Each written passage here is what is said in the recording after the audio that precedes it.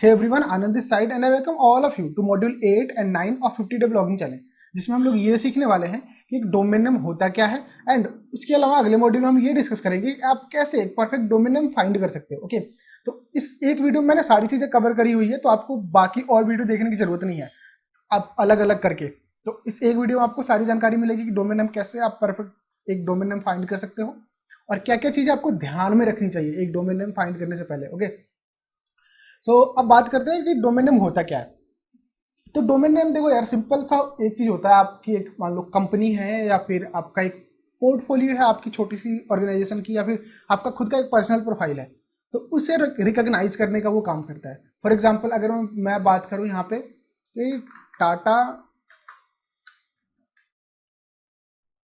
Consultancy services, ठीक है, तो यहाँ पे आप देखो यहाँ पे tcs.com, तो ये क्या कर रहा है, tcs.com एक डोमेन है जो कि टाटा कंसल्टेंसी सर्विसेज को रिकॉग्नाइज करवा रहा है, ठीक है। और ठीक ऐसे अगर मैं बात करूँ, एक पर्सनल प्रोफाइल ले लेता हूँ, फॉर एग्जांपल मैं अपना ही ले लेता हूँ, जैसे anandprajapati.com करता हूँ मैं, तो ये क्या कर रहा है, ये मुझे रिकॉग्नाइज करवा रहा है, ठीक है। सो ये आनंद प्रजापति और ये मेरा जो डोमेन है anandprajapati.com, तो ये मुझे रिकॉग्नाइज करवा रहा है मेरे पर्सनल प्रोफाइल को। सो डोमेन का काम सिर्फ यही होता है कि आपका एक ऑर्गेनाइजेशन है या फिर आपका पर्सनल प्रोफाइल है, तो उसको रिकॉग्नाइज करवाने का ये काम करता है। तो मेन फंडा यही है एक डोमेन का, ठीक है।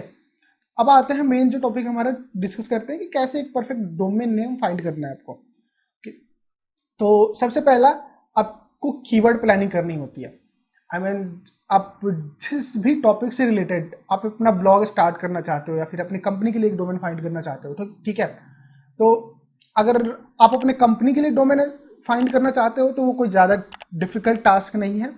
आप आओगे, अपनी कंपनी जो है, जो भी रजिस्टर है या फिर कंपनी का नाम है, उसी से रिलेटेड आप डोमेन फाइंड करोगे। तो समटाइम क्या होता है कि जैसे कि अगर यहाँ पे मान लो कि आपकी कोई कंपनी है XYZ ऑर्गेनाइजेशन, तो आप यहाँ पे मान लो क्या करते हो, जब आके सर्च करते हो तो क्या होता है कि नहीं मिलता। फॉर एग्जांपल मैंने XYZ लिखा था, तो XYZ भी यहाँ पे टेकन है, तो इसके लिए क्या करना पड़ेगा, आपको इतने पैसे देने पड़ेंगे।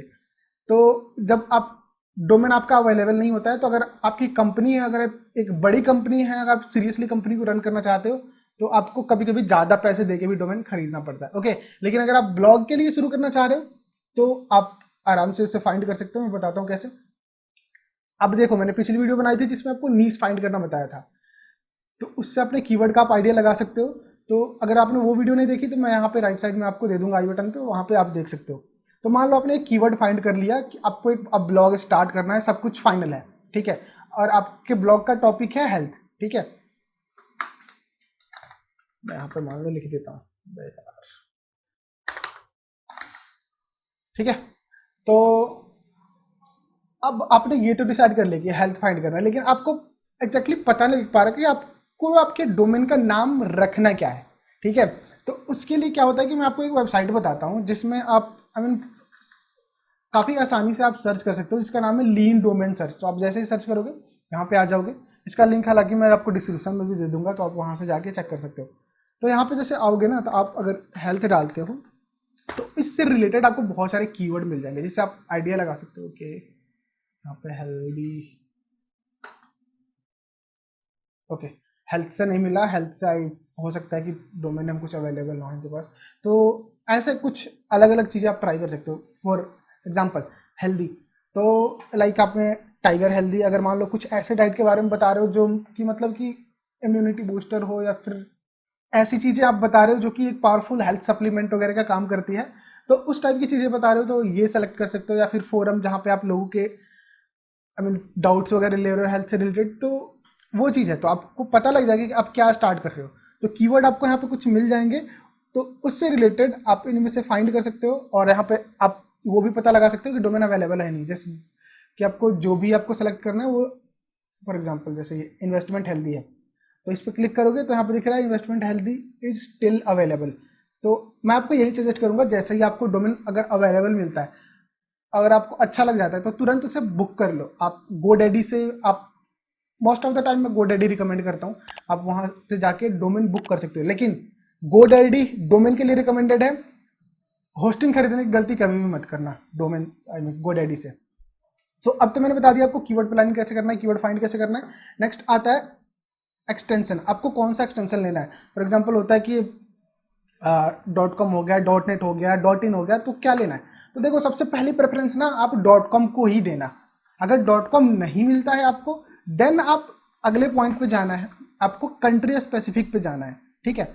अगर आप मान लो कि एक ऐसा ब्लॉग स्टार्ट करना चाहते हो जिसमें आप इंडिया के लोगों को टारगेट करना चाहते हो, उसे तो .in पे जाना। लेकिन अगर आपका ऐसा ब्लॉग है जिसपे आप पूरे इंग्लिश में आपका ब्लॉग है और आप जिसमें ऑल ओवर द वर्ल्ड लोगों को टारगेट करना चाहते हो या फिर आउटसाइड इंडिया के लोगों को भी टारगेट करना चाह रहे हो, तो आप .in मत लेना, ठीक है।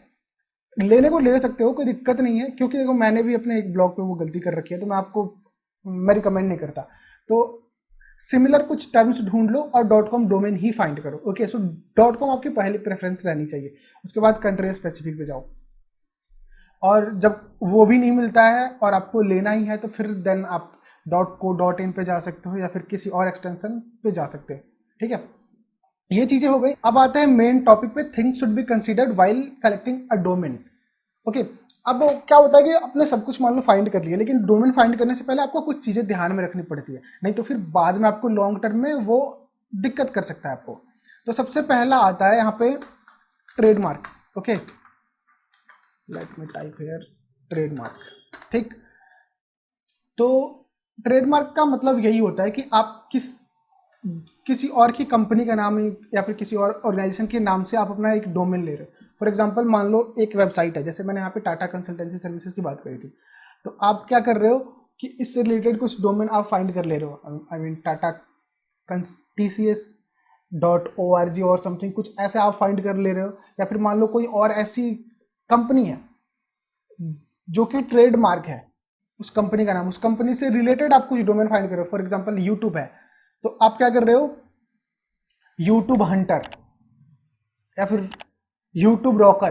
तो इस तरह के कुछ अगर आप डोमेन फाइंड कर ले रहे हो, तो क्या होता है कि अगर आप वो डोमेन आपका रैंक कर जाता है एक टाइम पे, क्योंकि वो शुरू में कुछ नहीं करते वो कंपनी वाले आपको, क्योंकि उन्हें पता भी नहीं चलता कि हाँ इस तरह का डोमेन एग्जिस्ट करता है। लेकिन क्या होता है कि जब आपकी डोमेन पे एक अथॉरिटी बिल्ड हो जाती है, तो वो अपने ट्रेडमार्क के जरिए क्लेम कर सकते हैं, और आपकी जो बनी बनाई वेबसाइट है उनको फ्री में भी देना पड़ सकता है, और आई मीन उनकी अथॉरिटी होती है, तो वो आपके साथ, आपके ब्लॉग के साथ जो करना चाहे कर सकते हैं, ठीक है। तो ट्रेडमार्क टर्म ध्यान रखना कि बिल्कुल ही अपने ब्लॉग में यूज मत करना।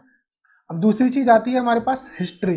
तो अगर मान लो आपने एक डोमेन सेलेक्ट कर लिया कि आपको इस तरह का domain select I mean by करना है, तो सबसे पहले आपको चेक करना है कि वो डोमेन आई मीन पहले बाई तो नहीं हो रखा है, या फिर उस पर किसी ने स्पैम वगैरह तो नहीं कर रखा है, ठीक है। तो यहाँ पे आपका बेनिफिट भी है, और आई मीन मतलब हर तरह से बेनिफिट है, क्योंकि आपको आप ये पता लगा लोगे कि इस डोमेन पे कुछ गलत चीजें पहले नहीं करी गई है, और अगर उस डोमेन पे कोई पहले से वेबसाइट चल रही हो और जो बाद में बंद कर दी गई हो और उसकी थोड़ी बहुत अगर अथॉरिटी अच्छी है, तो वो आपके लिए एक बेनिफिट भी हो सकता है। तो आप चेक कहाँ से कर सकते हो, तो आपको जाना है, डोमेन है ये web.archive.com, ये लिंक मैं आपको दे दूंगा। तो आप जैसे ही इस पे जाओगे तो आपको सेलेक्ट करना है, फॉर एग्जांपल एक वेबसाइट है लिंक्डइन,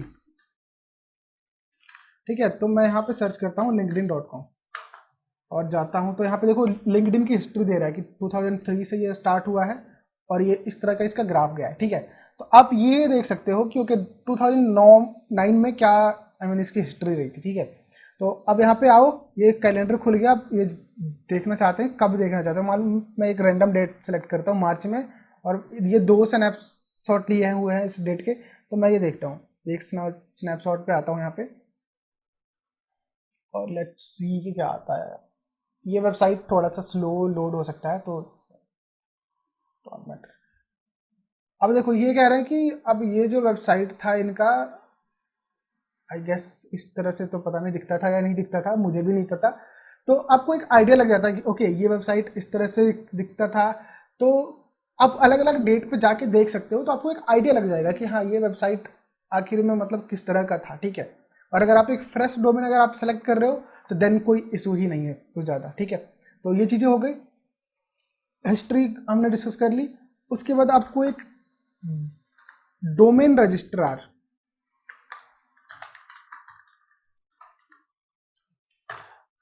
इस पे बहुत ज़्यादा आपको ध्यान देना है। एक जो ट्रस्टेड डोमेन रजिस्ट्रार से आप मैं हमेशा रिकमेंड करता हूँ कि आप डोमेन लो, क्योंकि अगर मान लो अगर आप ट्रस्टेड डोमेन से अगर आप डोमेन नहीं खरीद रहे हो तो अगर वो कंपनी अगर शट डाउन हो जाती है तो फिर आपका जो वेबसाइट है वो फिर वो मैनेज कहाँ से करोगे, तो बहुत सारी दिक्कतें आ सकती हैं। सो ट्रस्टेड डोमेन रजिस्ट्रार को ही हमेशा प्रेफर करना, और गोडैडी मैं most of the time prefer करता हूँ अगर आप डोमेन खरीदना चाहते हो तो। ओके, तो ये हो गया। उसके बाद आपने यहाँ तक इस वीडियो को देखा, तो अब एक और चीज़ यहाँ पे अब डिस्कस कर लेते हैं। डोमेन नेम में ना यार कैरेक्टर्स यूज मत करना, कैरेक्टर्स बहुत सारे तो यूज नहीं हो पाते, लेकिन अब hyphen most of the time लोग यूज करते हैं। जैसे मान लो कि अगर आप होस्ट बस्ट, अगर इस तरह का एक मतलब मैं एक एग्जांपल ले रहा हूँ, होस्ट बस्ट आप फाइंड करना चाहते हो डोमेन, आपको वो गोडैडी पे नहीं मिला था, लोग क्या करते हैं होस्ट हाइफन बस्ट सेलेक्ट कर लेते हैं। तो इस तरह के डोमेन अवॉइड करना, ठीक है। सो कैरेक्टर वगैरह मत करना, क्योंकि फिर वो आपको आपके साइट को गूगल में क्रॉल करवाने में और रैंक करवाने में थोड़ी सी दिक्कत आती है। ओके, सो आई गेस मैंने ये सारी चीज़ें कवर कर ली और आपको एक आइडिया मिल गया कि डोमेन ने आपको एक परफेक्ट डोमेन नेम कैसे फाइंड करना है और क्या क्या चीज़ें ध्यान में रखनी है, जिससे कि आप वो गलतियां ना करो जो कि बहुत सारे लोग करते हैं। सो अगर आपको वीडियो अच्छा लगा तो लाइक कर देना और बाकी अपने दोस्तों के साथ शेयर कर देना वीडियो को, ताकि वो भी इस वैल्यूएबल कंटेंट का फ़ायदा ले सकें। एंड अगर इस तरह के कंटेंट अगर रेगुलर अगर आप पाना चाहते हो तो चैनल को सब्सक्राइब जरूर कर लेना। अगर आपने फेसबुक ग्रुप को अभी तक ज्वाइन नहीं करा तो ज्वाइन कर लो, उसमें रेगुलर हम कनेक्ट होते रहेंगे। और आप चैनल के प्लेलिस्ट को भी जरूर सेव कर लेना। एंड बाकी सब हो गया। Thank you so much for watching this video. Take care, bye bye.